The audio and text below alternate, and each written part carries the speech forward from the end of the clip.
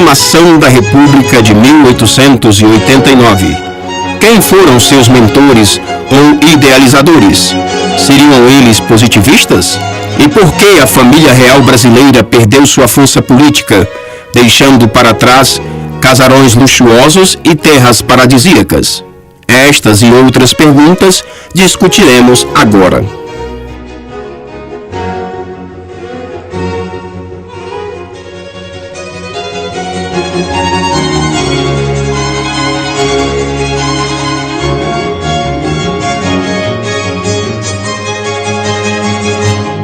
Os séculos que antecederam a introdução da ideia de república na Europa foram de grandes mudanças na mentalidade dos indivíduos. O pensamento iluminista e mais tarde o positivismo na França vão alterar a maneira de pensar a religião, a política e, sobretudo, a sociedade, causando uma radical mudança social e promovendo uma transformação nas estruturas de poder.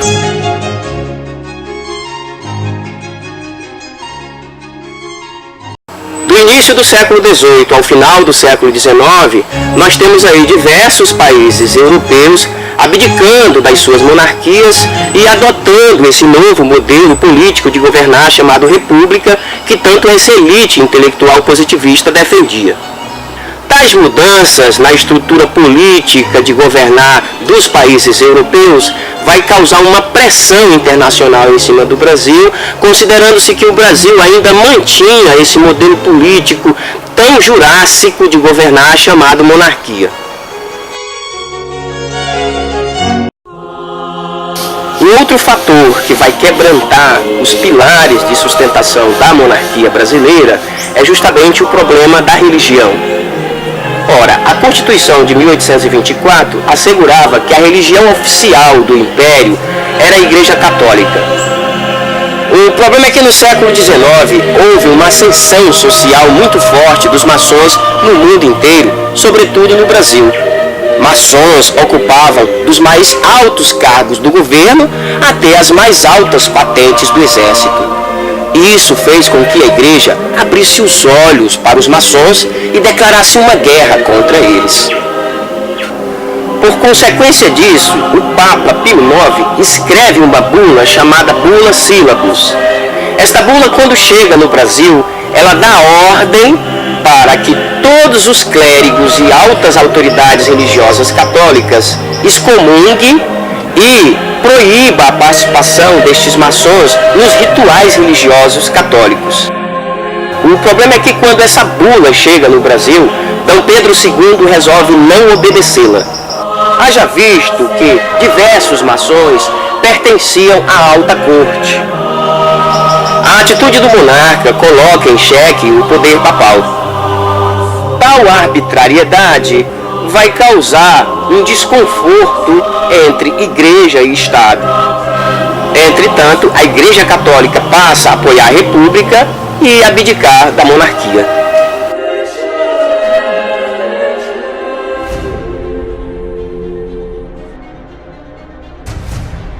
A Guerra do Paraguai foi um dos episódios mais importantes da história do Brasil. Há quem diga que foi inclusive a página negra da história do Brasil. O imperador Dom Pedro II, já mergulhado numa crise institucional, acha de enviar uma grande tropa para enfrentar o Paraguai, numa tríplice aliança formada por Brasil, Argentina e Uruguai. Por trás dessa questão estavam Inglaterra e Estados Unidos, que diziam que Solano Lopes, presidente do Paraguai, seria um ditador que iria invadir o Uruguai e iria invadir o Brasil. Dessa forma, as duas nações capitalistas financiam e colocam armas e munições à disposição dos brasileiros, dos argentinos e dos uruguaios. E começa uma guerra, mas no fundo se sabe também que o Paraguai era a maior nação do ponto de vista da economia e da qualidade de vida da sua população. Uma renda per capita invejável e uma produção que fazia e que fugia dos padrões das nações latino-americanas.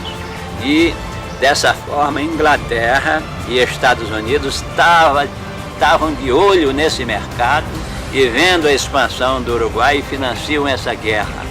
Então, o grande problema é que quando o exército brasileiro marcha para esta guerra, marcha também com grandes empréstimos feitos pelo imperador Pedro II, que colocam o Brasil em situação difícil. Já não resolviam os problemas internos, as crescentes demandas que ficavam à deriva e os descontentamentos, principalmente, dos setores produtivos e intelectuais.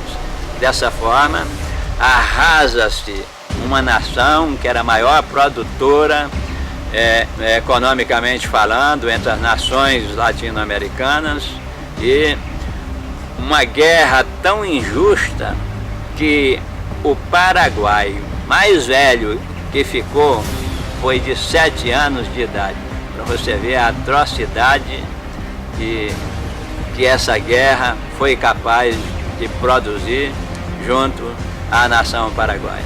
Os escravos, eles eram a maioria dos soldados que marchavam para a guerra e estavam querendo, inclusive, a sua liberdade. Quando voltam da guerra, a crise estava se aprofundando ainda mais.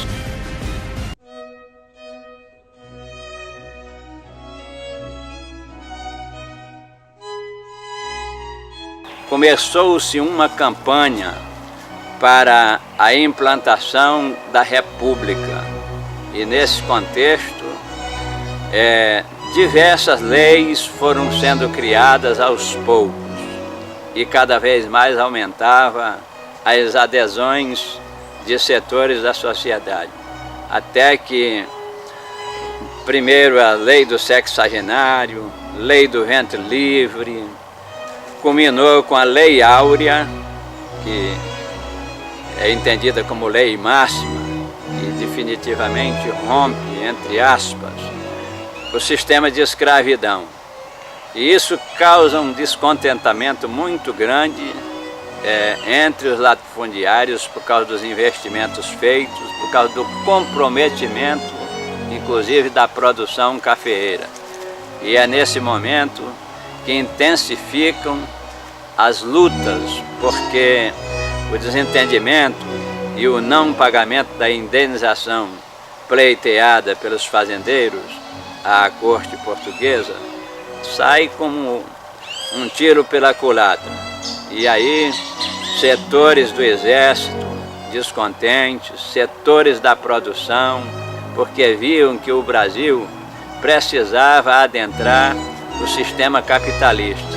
E isso sempre vem avançando, até que culmina com o chamado golpe republicano, que é um ultimato ao rei Dom Pedro II a deixar o Brasil, e a Lei Áurea contribuiu muito para que isso acontecesse.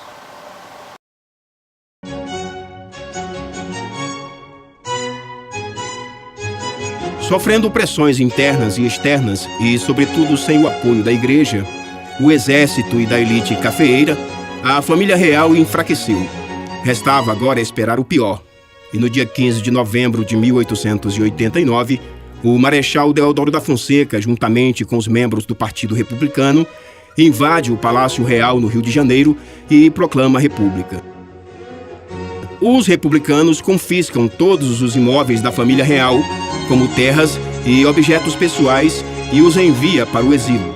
Dava-se início a um dos mais sangrentos episódios do período republicano, denominado República da Espada. Mas isto é uma outra história.